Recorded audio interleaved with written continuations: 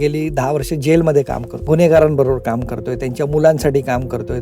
मला वाटतं की मी जेलमध्ये जेव्हा असतो त्या कैद्यांबरोबर, तर ती मला माणसं जास्त प्रेमळ आणि छान वाटतात. तुम्हाला दिसताना जे दिसतं ना, त्याच्यामध्ये कार्यकर्ते कमी आहेत मंडळाचे. बाहेरनं आलेली जी लोक आहे, ज्यांचा उत्सवाशी काही संबंध नाही, ज्यांना त्या मंडळाशी काही घेणं देणं नाही, तर ह्याच्यामुळे ती सगळी चळवळ बदनाम झाली. म्हणजे अगदी तुम्ही जर जुन्या मंडळांच्या मूर्त्या पाहिल्या तर राक्षसाला मारणारी गणेश मूर्ती अशा काही मूर्त्या आहेत पुण्यामध्ये. भाऊ रंगारांची असेल, अनेक मूर्त्या आहेत, तरवडे गणपती असेल. त्याच्यामध्ये तो राक्षस म्हणजे इंग्रज सरकार आहे आणि गणपती म्हणजे भारत माता, हा संदेश त्यांनी उत्सवातून दिला होता. डिसेंबरमध्ये 4 कैदी बाहेर आले, तुटले बाहेर. त्यांना घ्यायला त्यांचे घरचे लोक आले होते गाडी घेऊन. म्हणजे मला सांगायला अंगावर काटा येतोय, डोळ्यात पाणी येते. बाहेर गेल्यानंतर ते 4 लोक गाडीमध्ये बसले नाहीत. 75 डेसिबल पर्यंत आवाज ठेवला पाहिजे. तर हे जिथनं प्रोडक्शन होतं ह्या गोष्टींचं, तर सरकार किंवा यंत्रणा त्याच्यावरती हे निर्बंध का लावत नाही? आज तुम्ही पोलीस खात्याबरोबर काम करताय म्हणून मला हा प्रश्न तुम्हाला विचारायचा. बालपणी जे टक्के टोणपे किंवा हाणामाऱ्या सगळ्या गोष्टी प्रत्येक जण त्यात ताऊन सुलाखून निघतात. ज्यावेळी सामाजिक क्षेत्रात काम करताना चांगली लोकही अप्रिसिएशन करणारी असतात आणि काही लोक अशीही असतात की जे विरोधाला विरोध करून पुढे येत असतात. तर ह्यांना हँडल करण्यात कसा झाला? 100% झाला. कारण जे ज्ञान शाळेत किंवा अभ्यासक्रमात मिळत नाही ते तुम्हाला अशा वस्त्यांमध्ये मिळतं. आणि मी तर माझा सगळा प्रवास मीच म्हणणं चुकीचं संघर्षमय आहे, पण तो खराच संघर्षमय. अरे सुचवा ना राव, ना कोणी ज्येष्ठ ना कोणी कनिष्ठ, आता आलाय सर्वांचे डोळे उघडायला कॉमन मॅन. मग या पुढे आणि तुम्हाला काय पाहिजे, तुम्हाला काय वाटतंय ते सुचवा ना राव. अहो सुचवा ना राव, सुचवा ना राव. नमस्कार मित्रांनो, सुचवाना रावच्या या भागात आपलं स्वागत आहे. आज आपल्याला जे पाहुणे लाभलेत त्यांच्याबद्दल परिचय देताना फार विचारपूर्वक परिचय द्यावा लागतोय, कारण परिचयाची यादी खूपच मोठी आहे. अनेक राष्ट्रीय पुरस्कार, सामाजिक पुरस्कार, त्यानंतर ते स्वतः एक प्रख्यात ENT स्पेशलिस्ट आणि स्वरतज्ञ पण आहेत. याचबरोबर सामाजिक क्षेत्रात म्हणाल तर गणेश उत्सव हा त्यांच्या सगळ्यात जिव्हाळ्याचा विषय आणि गेली 22 वर्ष महाराष्ट्र पोलीस यांच्याबरोबर ते कार्यरत आहेत. तर आपण आज स्वागत करूया डॉक्टर मिलिंद भोई यांचं. नमस्कार सर. नमस्ते. पहिल्यांदा आपलं स्वागत आहे. एक थोडक्यात आमच्या पण कार्यक्रमाचा परिचय आपल्याला देतो. सुचवाना राव ही संकल्पना काय आहे? कारण आज असंख्य लोक विविध क्षेत्रात, सामाजिक क्षेत्रामध्ये कार्य करत आहेत. ते अनेक मुद्दे सुचवत असतात, पण व्यासपीठ मिळणं हा पण एक त्यातला भाग असतो. तर मला असं वाटतं की सामाजिक क्षेत्रात जे खरंच पाण्यात उतरून काम करतायत ह्या लोकांच्या सूचना आमच्यासारख्या लोकांना किंवा जी पुढची पिढी येते यांना खूप लाभदायक ठरणार आहे. तर त्याकरता आपल्याला आज आम्ही आमंत्रित केलंय. आपलं पुन्हा एकदा स्वागत. नमस्कार. मला पहिल्यांदा हा प्रश्न विचारायचा आहे की सामाजिक क्षेत्रात काम करावं किंवा समाजासाठी काम करावं ही भावना कधी मनामध्ये आली? असं काही ठरवून आली नाही भावना. माझं बालपण सगळं मंगळवार पेठेमध्ये स्लम एरियामध्ये गेलं आणि ती शाळा RD हायस्कूल. ज्या विद्यार्थ्यांना कुठेही ऍडमिशन मिळत नाही त्या सगळ्या विद्यार्थ्यांना त्या शाळेत मुक्त प्रवेश होता, अशी ती शाळा होती. पण मला त्याचा अभिमान आहे. आणि मग मंगळवार पेठ, ते भीमनगर, ती सगळी स्लम एरिया, त्याच्यामध्ये सगळे टक्के टोणपे खाऊन मी इथपर्यंत पोहोचलोय. म्हणजे माझ्या सार्वजनिक जीवनाची सुरुवात 1987 साली सत्यविजय मंडळ नावाचं एक मंगळवार पेठेत मंडळ होतं. शिवजयंती महोत्सवाचा अध्यक्ष मी झालो वयाच्या 17व्या वर्षी. तिथून तो प्रवास सुरू झाला, तो इथपर्यंत आलाय. म्हणजे मी आता, मला 2 राष्ट्रीय पुरस्कार आहेत. मी अब्दुल कलामांसरांवर काम केलंय. मागच्या केंद्र सरकारमध्ये म्हणजे जेव्हा नियोजन आयोग होता त्याच्यामध्ये क्रीडा आणि युवक कल्याण या समितीमध्ये मी पंतप्रधानांना सल्ला देणारी तज्ज्ञांची समिती होती. आदरणीय डॉक्टर नरेंद्र जाधव सर त्याचे अध्यक्ष होते. त्याच्यामध्ये मी सल्ला देण्याचं काम पंतप्रधानांना केले, कारण मी पुणेकर आहे आणि सल्ला देणं हे पुणेकरांचा जन्मसिद्ध हक्क आहे. असं ठरवून काही झालं नाही, ते होत गेलं. म्हणजे माऊलींची एक ओवी आहे, अगा जया जे विहित ते ईश्वराचे मनोगत, म्हणून केले आणि भ्रांत सापडेची तो. जे जे होत असतं ते त्याचं इच्छा आहे. कोणी त्याला ईश्वर म्हणेल, कोणी त्याला अल्लाह म्हणेल, कोणी त्याला जीसस म्हणेल, पण ती कुठली तरी सुपर पॉवर आहे, सुप्रीम पॉवर आहे, ती ठरवत असते आणि तुम्ही ते करत राहता. बरोबर आहे. असं काही प्लॅन करून झालं नाही. म्हणजे माझ्या शिक्षकांना जर तेव्हा कोणी सांगितलं असतं की मला नॅशनल अवॉर्ड 2 मिळतील किंवा मी दिल्लीमध्ये जाईल किंवा प्लॅनिंग कमिशनमध्ये काम करेल, तर त्यांचा विश्वास तेव्हाही बसला नसता. असं सगळं माझं बालपण गेलंय. मग ते भांडणं, मारामाऱ्या, मंडळ, गुंडागर्दी, ट्रिप आणि इलेक्शन कॉलेजमध्ये, म्हणजे पिक्चरमध्ये जसं दाखवतात कॉलेज लाईफ, तसं माझं कॉलेज लाईफ तसं. होतं. पण नंतर माहीत नाही ते काय चेंज झालं, कसं चेंज झालं आणि मी इथपर्यंत आलो. पण मी मग आता थोडंसं बालपणाकडे आपण गेलोय तर एक प्रश्न विचारतो. बालपणी जे टक्के-टोणपे किंवा हाणामाऱ्या सगळ्या गोष्टी प्रत्येकजण त्यात तावून सुलाखून निघतो. पण त्या गोष्टीचा फायदा तुम्हाला या क्षेत्रामध्ये आल्यानंतर, ज्यावेळी सामाजिक क्षेत्रात काम करताना चांगली लोकही ॲप्रिसिएशन करणारी असतात आणि काही लोकं अशीही असतात, की जे विरोधाला विरोध करून पुढे येत असतात. तर ह्यांना हँडल करण्यात कसा झाला? 100% झाला. कारण जे ज्ञान शाळेत किंवा अभ्यासक्रमात मिळत नाही ते तुम्हाला अशा वस्त्यांमध्ये मिळतं. आणि 100% मी तर माझा सगळा प्रवास मीच म्हणणं चुकीचं संघर्षमय आहे, पण तो खराच संघर्षमय आहे. कारण प्रत्येक स्टेपला, प्रत्येक ठिकाणी मला तो जबरदस्त संघर्ष करायला लागला. म्हणजे मी ते काही सांगत नाही, पण खूप फाईट करून मी इथपर्यंत आलोय. मला आठवतं 5वी मध्ये असताना मी बॉक्सिंग खेळत होतो. 5वी ते 10वी मी बॉक्सिंग केलेली आहे. बरं. म्हणजे इंटर स्कूल वगैरे खेळलोय, पण नंतर मेडिकलला गेल्यावर ते बंद झालं. तर बॉक्सिंगचा एक नियम आहे, तुम्ही जेव्हा राईट हँडनी अटॅक कराल तेव्हा लेफ्ट हँड तुमच्या चेहऱ्यावर पाहिजे, त्याला आपण गार्ड म्हणतो, गाढ म्हणतो. अगदी बरोबर. संरक्षण. आणि जेव्हा लेफ्टनी फाईट द्याल तेव्हा राईट तुमच्या Right. चेहऱ्यावर पाहिजे. म्हणजे तुमचं आक्रमण जितकं महत्वाचं आहे त्याच्यापेक्षा जास्त महत्व तुमचं संरक्षण महत्वाचं संरक्षण. आहे. बरोबर या आहे. दोन्हीचा बॅलन्स साधला गेला पाहिजे. आणि मला वाटतं की पुढच्या सगळ्या आयुष्यामध्ये हा संदेश मला पावलोपावली उपयोगी आला, की तुम्हाला प्रत्येक टप्प्यावर तुम्हाला खाली खेचणारे लोक, टीका करणारे लोक किंवा तुमच्या रस्त्यामध्ये अडथळे निर्माण करणारे लोक असणारच आहेत.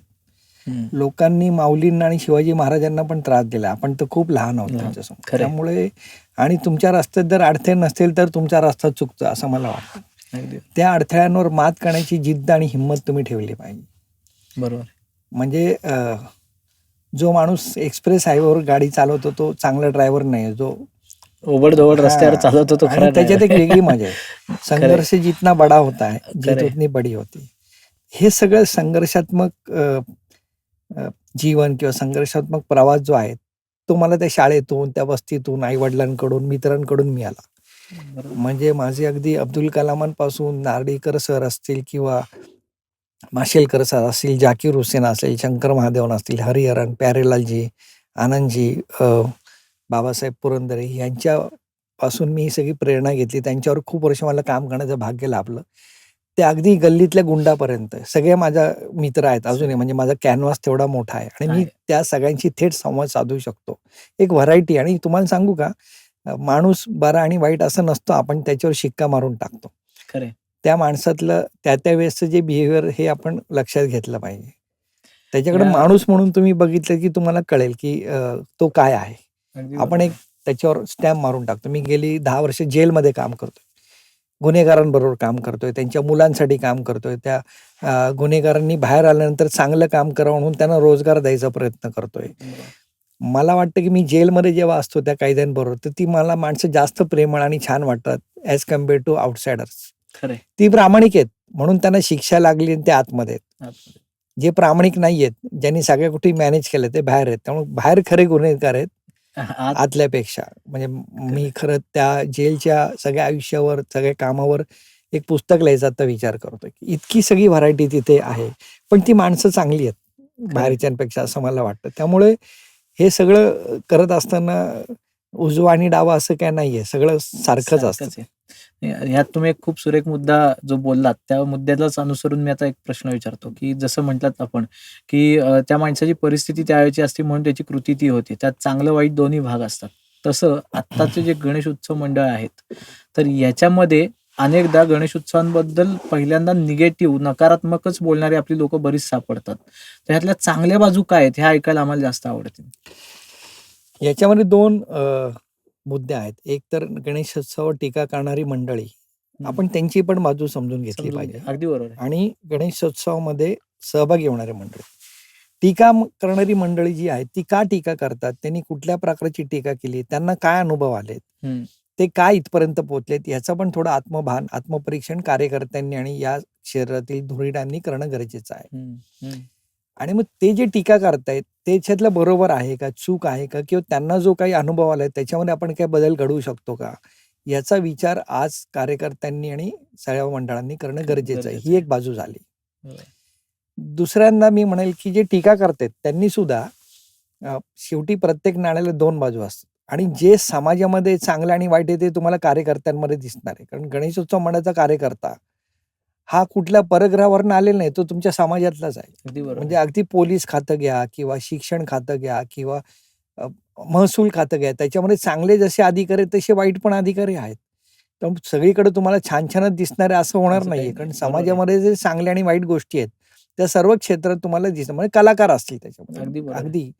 तर तुम्हाला चांगलं काय आणि वाईट काय याचा जेव्हा तुम्ही विचार करता तेव्हा ती सापेक्ष भावना कुठेतरी ठेवली पाहिजे. ठेवली पाहिजे. अगदी आणि बरोबर. दुसऱ्यावर टीका करताना आपण त्या जागी असू किंवा आपण त्याच्यात जाऊन काहीतरी काम करायला पाहिजे. म्हणजे आपल्याला कळेल की त्या त्या कार्यकर्त्याची भूमिका काय आहे. काय? त्याचा ते- कान धरायला नक्की तुम्हाला अधिकार आहे. पण जेव्हा तो चांगलं काम करतो त्याच्यावर त्यावेळेस तुम्ही त्याच्या पाठीची थाप मारता का? खरंय. तो विचार प्रत्येक टीका करणाऱ्या तथाकथित विद्वान आणि विचारवंतांनी करावा असं मला वाटतं. अगदी म्हणजे बरोबर आहे. मी गेली 30 वर्ष कार्यकर्त्यांबरोबर कार्यकर्ताच आहे. माझी सुरुवात पण गणेश मंडळातून झाली. आणि पुणे पोलीस विघ्नहर्ता असा ट्रस्ट आहे. सीपी साहेब त्याचे अध्यक्ष असतात. त्याच्यावर मी गेली 30 वर्ष विश्वस्त म्हणून काम करतोय. आमचं कामच मुळी कार्यकर्ते, गणेश मंडळ, ढोल पथकं, समाज आणि पोलीस यांच्यातलं समन्वय राखण्याचं काम हा ट्रस्ट करतो. अगदी बरोबर आहे. याच्यामध्ये आम्हाला असा अनुभव आला आहे की चांगली काम करणारी पण मंडळं खूप आहेत. त्यांच्या पाठीशी समाजाने उभं राहायला पाहिजे, प्रसार माध्यमांनी उभं राहायला पाहिजे, अधिकाऱ्यांनी उभं राहायला पाहिजे आणि ते करण्याचं काम विघ्नहर्त्याने आज करतो. जी मंडळं चांगली काम करतात त्यांना आम्ही बक्षिसं देतो, त्यांची पेपरमध्ये फोटो छापून आणतो, त्यांना करंडक दिला जातो आणि मग आता असं झालंय की तो करंडक, ती बक्षिसं मिळवण्यासाठी मंडळांमध्ये स्पर्धा झाली. बरोबर आहे. म्हणजे एखादा मुलगा जर छोटा दंगामस्ती करत असेल आणि शिक्षक त्याला जर सतत छड्या मारत छड्या- असतील, शिक्षा करत असतील, तर तो गुंडच होणार आहे नंतर. तो नंतर त्याच्यामध्ये बदल होणार नाही. बरोबर पण आहे. शिक्षकांनी जवळ घेऊन त्याला जर प्रेमाने सांगितलं, की "तू छान अभ्यास करा, मी तुला चॉकलेट देणार आहे. अगदी तू बरोबर. जर चांगले मार्क मिळवले, तर मी तुला खाऊ देणार आहे आणि मग तुझा मी सत्कार करणार आहे सगळ्यांसमोर." असं जर त्या मुलाशी बोलला, तर ती मुलं चांगलं काम करतात. आमच्या बरोबर. कार्यकर्ता तसाच आहे. त्याला दिशा देण्याची गरज आहे आणि मी सांगेल, की गेल्या अनेक वर्षातला उत्सवातला बदल मी जो पाहतोय, अनेक वर्षांपासून हे सगळं प्रबोधन होतंय. मंडळं चांगली काम करतात. जी मंडळं डीजे लावत होती, जी मंडळं गुलाल उधळत होते, जी मंडळं दारू पिऊन कार्यकर्ते सहभागी होत होते, याच्यामध्ये 80% आता बदल झालाय. तुम्हाला दिसताना जे दिसतं ना, त्याच्यामध्ये कार्यकर्ते कमी आहेत मंडळाचे. बाहेरनं आलेली जी लोक आहेत, ज्यांचा उत्सवाशी काही संबंध नाही, संबंध नाही. ज्यांना त्या मंडळाशी काही घेणं देणं नाही. त्यांना फक्त त्या मिरवणुकीत यायचंय, डान्स करायचा, एन्जॉय करायचा आणि निघून जायचं. धामडधिंगा. हां.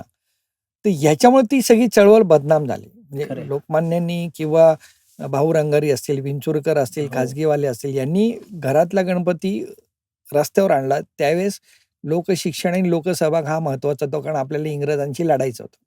म्हणजे अगदी तुम्ही जर जुन्या मंडळांच्या मूर्त्या पाहिल्यात, तर राक्षसाला मारणारी गणेश मूर्ती अशा काही मूर्त्या आहेत. म्हणजे बरोबर. पुण्यामध्ये भाऊ रंगारींची असेल, अनेक हो. मूर्त्या आहेत. तरवडे गणपती असेल.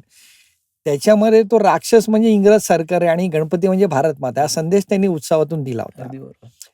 तर अशा इतक्या मोठ्या लेवलला काम करणारा उत्सव आज जर त्याची ट्रॅक बदलत असेल, तर तुम्हाला जे त्याच्यामध्ये टीका करणारी मंडळी, समजा एखाद्या घरातला समजा 2-3 मुलं आहेत आणि एखादा मुलगा जर चुकीच्या वळणात जात असेल, तर तुम्ही त्याला घरातनं हाकलून देता का नाही देत? नाही, समजून तुम्ही त्याला सांगतो. सांगता, समजावून सांगता, कुणाला तरी काउन्सिलिंग करायला लावता. मग ही सगळे कार्यकर्ते म्हणजे तुमची मुलंच आहेत. तुम्हाला जर त्यांच्यात बदल घडवायचा असेल, तर तुम्हाला त्यांच्यात सहभागी व्हायला लागेल. खरंय. म्हणजे पाणी गढूळ आहे हे काठावर बसून तुम्हाला स्वच्छ करता येणार नाही. तुम्हाला जर ते स्वच्छ करायचं असेल, तर तुम्हाला पाण्यात उतरावं लागेल. तुमचे पाय ओले करावे लागतील आणि मग तुरटी फिरवायला लागेल. अगदी आणि मग बरोबर. त्याच्यामध्ये ही 2 वे प्रोसेस आहे ना. कार्यकर्त्यांची पण म्हणणं तुम्ही ऐकून घ्या ना. म्हणजे कार्यकर्ते का तसे वागतायत? कोविडसारखी आपत्ती आली किंवा स्वाईन फ्लू आला, एखाद्या पूर आला, कोण जातं पुढे? प्रशासन, पोलीस नंतर येतात. कार्यकर्ता पण आधी आहे. मंडळाचा कार्यकर्ता जातो. म्हणजे तो अगदी एखाद्या घरातल्या पेशंटला हॉस्पिटलला नेण्यासाठी रिक्षा शोधण्यापासून, त्याला रक्त द्यायचं असेल, एखादी दुर्घटना घडली तर पास काढायचा असेल, हॉस्पिटलची बिलं भरायची असतील, तुम्ही हक्कानी कार्यकर्त्यांना फोन करता आणि त्याला काही घेणं देणं नसतं. तो येतो, काम करतो आणि निघून जातो. म्हणजे एवढी जर चांगली शक्ती कार्यकर्त्यांमध्ये आहे, तर त्याला कुठेतरी आपण युटिलाइज करण्याची गरज आहे आणि ती युटिलाइज करण्यासाठी समाजातल्या विचारवंतांनी पुढे यायला अगदी पाहिजे. म्हणजे बरोबर. माऊलींनी पसायदानामध्ये फार सुंदर एक वाक्य म्हणलेत, की "तया सत्कर्मी रती वाढो." अगदी ते बरोबर. रुजो म्हणलो नाहीत. वाढो. म्हणजे दुष्टाचं दुष्टपण नष्ट करण्यासाठी त्याच्यातला चांगलेपणा हा वाढो. रुजो म्हणत नाहीयेत ते. बरोबर आहे. ऑलरेडी त्याच्यामध्ये ती चांगली शक्ती आहे. वाढो म्हणतात. म्हणजे वाढायची. तुम्ही जर सद्गुणाला वाढवलात, तर दुर्गुण आपोआप कमी होणार आहेत. अगदी मला बरोबर. वाटतं, की हा विचार समाजातल्या मान्यवरांनी, विचारवंतांनी किंवा टीका करणाऱ्यांनी लक्षात घेतला पाहिजे. यामध्ये तुम्हाला असं एक मांडावसं म्हणजे मला असं विचारायचं आहे, की जे विचारवंत काठावर बसलेले आहेत आणि जे सांगतात प्रत्येक वेळेला, तर ह्या लोकांनी यावं त्यात, ह्याकरता आपण त्यांना काही सांगू इच्छिता का? नाही, त्यांना तर काय आपण हाताला धरून आणू शकत नाही. मी तुम्हाला बरोबर. म्हणलं ना, की ही अनुभवायची गोष्ट आहे. जे टीका करणारे विचारवंत आहेत, त्यांनी माझी खरंच त्यांना विनंती आहे. म्हणजे मी फार फेअर लेव्हलला बोलतो, की त्यांनी आमच्याबरोबर यावं. माझ्याबरोबर 3 तास मिरवणुकीमध्ये फिरावं.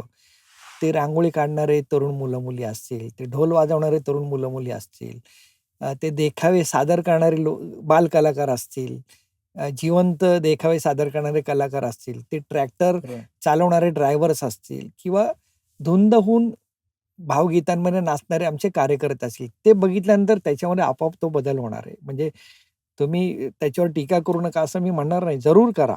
बरोबर जिथं चुकत असेल तिथे कान धरा. पण ज्या अधिकाऱ्यांनी तुम्ही कान धरताय, त्याच अधिकाऱ्यांनी एखादा कार्यकर्ता जर चांगलं काम करत असेल, तर त्याच्या बरोबर. पाठीवर शाबासकीची थाप पण मारणं बरोबर. गरजेचं आहे. त्या टीकेबरोबर ॲप्रिसिएशनची पण 100% तेवढं पाहिजे. कारण दोन्ही गोष्टी आहेत ना. अगदी बरोबर. मला एक प्रश्न असा विचारायचा आहे, की आता आपण जेलमधल्या कैद्यांबरोबर पण आता इतके वर्ष कार्य करताय. त्यांचं मानसिक सगळ्याच अर्थाने ते खूप वेगळ्या मनस्थितीत असतात. जेलमध्ये गणेशोत्सव साजरा होतो. गणेशोत्सव नाही साजरा होत, पण आमच्या काही प्रयत्नांत अनेक कैदी तिथे गणपतीची मूर्ती बनवतात. हां. म्हणजे तुम्ही जर ती मूर्ती पाहिली तर तुम्हाला असं वाटेल की पेंटची मूर्ती आहे. इतका त्यांच्यामध्ये कलाकार आहेत. कला आहे. म्हणजे आतमध्ये कलाकार आहेत, गायक आहेत, वादक आहेत, प्राध्यापक आहेत, डॉक्टर्स आहेत, इंजिनियर आहेत. शेवटी तो समाजाचा एक भाग आहे. एका क्षणामध्ये काहीतरी राग अनावरून किंवा काहीतरी चुकून त्यांच्यातनं तो गुन्हा घडला आणि ते आतमध्ये गेलेत. बरोबर आहे. कुछ ऐसे भी मंजर है तारीखों के पन्नों पे, लम्हों ने खता की और सदियों ने सजा पाई. वाह! एक क्षण क्षण. तो राग आणि त्यांना ती शिक्षा भोगायला लागली. पण आता गेल्या 10 वर्षामध्ये आम्हाला त्यांच्यात पण असा बदल जाणवला, की त्यांना बाहेर आल्यानंतर चांगलं काम करायचं. अगदी बरोबर आहे. आणि काय होतं, की एकदा तो कैदी आतमध्ये गेला, की त्याच्यावर आम्ही शिक्का मारून टाकतो. हां. आणि बाहेर आल्यानंतर त्याला कोणी बोलवत नाही, त्याच्याशी कोणी बोलत नाही, कुठल्या कार्यक्रमात त्यांना सहभागी करून घेतलं जात नाही. त्यांना कुठली बँक लोन देत नाही आणि मग बाहेर आल्यानंतर काय करायचं त्याने? मग शेवटी तो गुन्हेगारीकडेच जाणार आहे. गुन्हेगारीकडे जातो. मग हा विचार मनामध्ये ठेवून आम्ही ह्या बाहेर सुटणाऱ्या कैद्यांना, की जे आतमध्ये ज्यांनी चांगलं काम केलं, आम्हाला जेलरकडनं रेकमेंडेशन येतात आणि मग आम्ही आधीच त्यांची थोडीशी माहिती घेतो, संवाद साधतो आणि बाहेर आल्यानंतर त्यांना काय काम करायला आवडेल याचा थोडासा स्टडी करून तो जो रोजगार आहे, ती जी सिस्टम आहे, ती रेडी ठेवतो. म्हणजे त्याला मोकळं नाही ठेवायचं. बरोबर आहे. दुसऱ्या दिवशी तो जॉबला गेला पाहिजे. मग असं आतापर्यंत आम्ही 22 कैद्यांना रोजगार दिला. हां. म्हणजे एक शेतकरी होता, त्याला आम्ही जर्सी गाय घेऊन दिली. आता एका गायीवरनं त्यांनी 4 गायी केल्यात. एक गायक होता खूप चांगला, त्याला आम्ही ऑर्केस्ट्रा टाकून दिला. सुरेश वाह! वाडकर साहेबांनी त्याच्या ऑर्केस्ट्राचा शुभारंभ केला. आज तो छान नाव कमावलं त्याने. म्हणजे त्याचं आयुष्य गुन्हेगारीमध्ये वाहून जाण्यापेक्षा स्वरांमध्ये आणि सुरांमध्ये वाहून जातोय. एक चर्मकार समाजाचा होता, त्याला चप्पलचं दुकान टाकून दिलं. एक नाभिक समाजाचा होता, त्याला कटिंगचं दुकान टाकून दिलं. छानपैकी ब्युटी पार्लर चालवत होता जतमध्ये. बरं. एकाला आम्ही फळांचा स्टॉल टाकून दिलाय. एकाला फॅब्रिकेशनचं दुकान टाकून दिलंय. एक चित्रकार आहे फार सुंदर. तो आता बाहेर आलाय. त्याला आम्ही चित्रकलेसाठी काही जॉब्स दिलेत आणि गणपती झाल्यानंतर आम्ही त्याच्या चित्राचं प्रदर्शन बालगंधर्वमध्ये ठेवणार आहोत. आणि वाह! तुम्हाला विनंती की तुम्ही त्याच्या नाही, नक्की द्यायला आवडेल आम्हाला. कारण ही सगळी प्रामाणिक माणसं आहेत आणि बाहेर आल्यानंतर जर त्यांना आपण सपोर्ट दिला नाही तर ते पुन्हा गुन्हेगारीकडे जाणार आहेत. अगदी बरोबर आहे. दुसरा पार्ट असा आहे, की एक कैदी जेव्हा जेलमध्ये जातो, तेव्हा त्याचं अख्खं फॅमिली सफर होते. अगदी बरोबर. त्याचे बायका मुलं सफर होतात, त्याचे मित्र परिवार सफर होतो आणि विशेषतः याचा निगेटिव्ह परिणाम मुलांवर होतो. त्यांना शाळेमध्ये वेगळ्या पद्धतीच्या नजरांना सामोरं जायला लागतं. त्यांची काही चुकी नाही याच्यामध्ये, पण ते परत मग गुन्हेगारीकडे आणि व्यसनाधीनतेकडे जातात. बरोबर. म्हणून मग आम्ही त्यांच्या मुलांवर पण कॉन्सन्ट्रेट केले आणि आम्ही त्यांच्या मुलांसाठी काउन्सिलिंग सेंटर 1-2 वर्षापूर्वी सुरू केलंय. त्याच्यातून त्यांना आम्ही काउन्सिलिंग तर करतोच, पण त्या मुलांना MPSC, UPSC, NDA, medical, engineering काय असेल त्यांना करायचे त्यांच्यासाठी गाईडलाईन देतो आम्ही. त्यांना चांगल्या कॉलेज शाळेमध्ये शिक्षण देतो आणि ती मुलं आता चांगलं काम करतात. म्हणजे उद्या एखाद्या कैद्याचा मुलगा नामवंत वकील होऊ शकतो, नामवंत IPS अधिकारी होऊ शकतो, IAS अधिकारी होऊ शकतो. ती प्रोसेस आता सुरू झाली. त्याला थोडा वेळ लागेल. बरोबर. आणि याचा तिसरा फायदा असा झाला, की जेव्हा आतमध्ये असलेल्या कैद्याला असं कळतं, की अरे आपल्या मुलासाठी कोणीतरी काम करते बाहेर, त्यांच्यामध्ये इमिजिएट ट्रान्सफॉर्मेशन होतं. म्हणजे आत्ता आमच्याकडे खूप साऱ्या कैद्यांनी ऑन पेपर ॲफिडेव्हिट दिलेत, की तुम्ही आमच्यासाठी इतकं काम करताय. आम्ही बाहेर आल्यानंतर किती जरी वाईट वेळ आली तरी आम्ही पुन्हा गुन्हेगारीकडे जाणार नाही. म्हणजे मी एक किस्सा तुम्हाला सांगतो. झाकीर हुसेनचं वेळ मिळायला काय करायला लागतं तुम्हाला अगदी माहिती आहे. बरोबर आहे. आम्हाला त्यांनी 20 मिनिटं दिली होती. 4 तास त्यांनी आतमध्ये वाजवलं आणि कैदी बापरे! अक्षरशः रडायला लागले. शेवटी झाकीरबाईंनी त्यांच्याकडे एक मागणी केली, की अ, अ, जेव्हा तुम्ही इथून बाहेर जाल, मी आता देवाकडे प्रार्थना करतो, की बाहेर गेल्यानंतर तुम्ही चांगलं काम करा, चांगले नागरिक बना आणि भारतात जिथे कुठे माझा कार्यक्रम असेल तिथं मला येऊन भेटा आणि मला सांगा, की आपण जेलमध्ये भेटलो होतो, पण आज मी चांगलं काम करतोय. आणि सगळ्या कैद्यांनी टाळ्या वाजवल्या. Same with Shankar Mahadevan. त्यांना आम्ही आतमध्ये घेऊन गेलो. त्यांनी गाणी गायली. सुरुवातीला त्यांनी ब्रेथलेस गायला सगळे कैदी नाचत होते. शेवटी शंकरनी जे गाणं गायलं, ते गाणं गाताना कैदी तर रडलेच, पण अधिकारी पण रडले आणि शंकरच्या पण डोळ्यात पाणी होतं. तो म्हणाला, ते माझे खूप जवळचे मित्र म्हणून मी त्याला अरे-तुरे म्हणतो, की मी आता जे गाणं गाणार आहे, ते गाणं नाहीये, तो प्रार्थना आहे. तो असं म्हणाला, की तुमची आई तुमची घरी वाट बघतीये आणि मी देवाकडे प्रार्थना करतो, की लवकरात लवकर तुम्ही घरी जावं आणि तुमच्या आईच्या कुशीत असावं. सगळे कैदी रडत होते आणि त्यांनी गाणं गायलं, मुझे सब कुछ पता है माँ. अरे असा सगळा तो माहोल आता आम्ही जेलमध्ये तयार केलाय. त्याच्यामध्ये शिवमणी आलेत आमच्याबरोबर, Mashelkar sir, Narlikar sir, Babasaheb Purandare, doctor Vikas Amte, Hariharanji, संगीतकार आनंदजी, त्यांनी आतमध्ये गाणी गायलीत. एवढी सगळी मंडळी त्यांच्याबरोबर आता काम करतायत आतमध्ये. त्याचा एक म्हणजे चांगला परिणाम असा झालाय, की आता सुरू झालंय. बरोबर आम्ही आहे. 2 वर्षापूर्वी एक सत्संग घेतला होता आतमध्ये. महाराजांना बोलवलं आणि त्यांनी 2 महिने प्रवचन केलं. छान ऐकलं 2 महिने त्यांनी सगळ्यांनी. पण डिसेंबरमध्ये संपलं आमचं प्रवचन आणि डिसेंबरमध्ये 4 कैदी बाहेर आले, सुटले बाहेर. त्यांना घ्यायला त्यांचे घरचे लोक आले होते गाडी घेऊन. म्हणजे मला सांगायला अंगावर काटा येतोय, डोळ्यात पाणी येतंय. बाहेर गेल्यानंतर ते 4ही लोकं गाडीमध्ये बसले नाहीत. ते म्हणले, "आम्ही आधी आळंदीला जाणार, माऊलींच्या समाधीवर डोकं ठेवणार, गळ्यात वाह! माळ घालणार आणि मग घरी जाणार."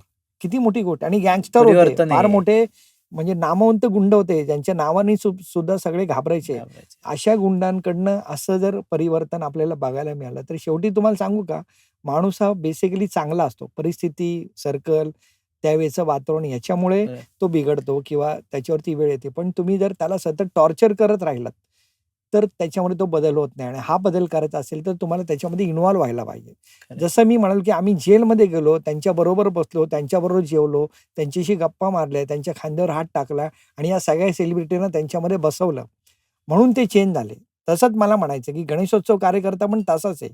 तुम्ही जर नुसतंच त्याला टॉर्चर केलं, टीका केली, ठोकलं, तर तो रिएक्टच होणार आहे. हो, पण बरोबर. तुम्ही जर त्याच्याबरोबर मांडीला मांडी लावून बसलात आणि त्याच्या भूमिकेत गेलात, तर तो बदलणार आणि ती बदलण्याची प्रोसेस आता सुरू झाली. या पॉडकास्टचा उद्देशच तो आहे, की ज्यांना सूचना द्यायच्या आहेत किंवा आता सगळ्यात फास्ट पोहोचणारं माध्यम म्हणून आपण या हो. गोष्टीकडे बघतो. म्हणूनच आम्ही हे सुचवाना राव हे पॉडकास्ट चालू केलं. आज आपण वेळात वेळ काढून आणि आपल्या सगळ्या पळापळीच्या वेळात शेड्यूलमध्ये सुद्धा येऊन आम्हाला हे जे काही सजेशन्स दिलेत, म्हणजे सुचवाना रावचा मूळ उद्देश आहे तो पार पाडलाय. त्याबद्दल आपले धन्यवाद. थोडंसं स्पष्ट बोलतो मी. सुचवाना राव हे खूप चांगलं शब्द आहे. हो. पण ते सुचवानाच्या रावच्या पलीकडे जाऊन तुम्ही या ना राव आणि आमच्या सहभागी या ना राव, असं पण त्याच्यामध्ये सांगितलं गेलं पाहिजे. सुचवणं ही फार चांगली गोष्ट आहे. हो. पण सुचवण्याबरोबरच ते प्रत्यक्षात आणण्यासाठी लोकसहभाग व्हायला पाहिजे. त्याच्यातून या पॉडकास्टमधनं तो पण संदेश लोकांनी घ्यावा, की तुम्ही एखादी गोष्ट सुचवताय, हे असं नाही, असं व्हायला पाहिजे. मग ते सुचवताना किंवा ते प्रत्यक्ष आणताना तुम्ही आमच्याबरोबर आहे आणि आपण सगळे मिळून पुढे जाऊया. तो पुढे जाऊ. हा जगन्नाथाचा रथ आहे. हा एकट्या दुसऱ्याचा काम काम नाहीये. नाहीये. आपण बरोबर. सर्वांनी एकत्र येऊन या बाप्पाची सेवा केली पाहिजे. आज सुचवाना राव हे माध्यम त्याच्यासाठीच आहे, की आज आम्ही तुमच्याबरोबर येऊन एक सुरुवात Thank you. केलेली आहे थँक्यू आणि याच्या पुढे कायम आम्ही तुमच्याबरोबर राहणारे Thank you. विविध Thank you. माध्यमातून सगळ्यातनच. थँक्यू आपण आज इथं आलात त्याबद्दल आपले धन्यवाद. थँक्यू.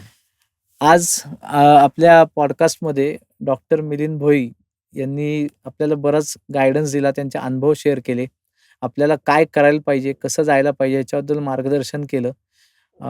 त्यांनी जसं आम्हाला सांगितलं सुचवानाराव बरोबर येणार आहोत, तर आम्ही त्यांच्याबरोबर कायमच आहोत, हे आज मी तुम्हाला ग्वाही देतो. आणि अशाच अनेक मान्यवरांबरोबर त्यांनी काम केलंय. म्हणजे हे फक्त सुचवायचे गोष्टी नाहीयेत, तर अनुभवाचे बोल त्यांनी सांगितलेले आहेत. हे फार त्यातलं महत्त्वाचं आहे. यापुढे अशा अनेक पॉडकास्टमध्ये आपण भेटूया. समाजाचा एक घटक म्हणून आपल्याला जे जे शक्य आहे ते करायचा आम्ही प्रयत्न करत असतो आणि त्यात अशा ज्येष्ठ लोकांचा आम्हाला सहवास मिळतो किंवा त्यांच्याकडून अनुभव शिकायला मिळतात.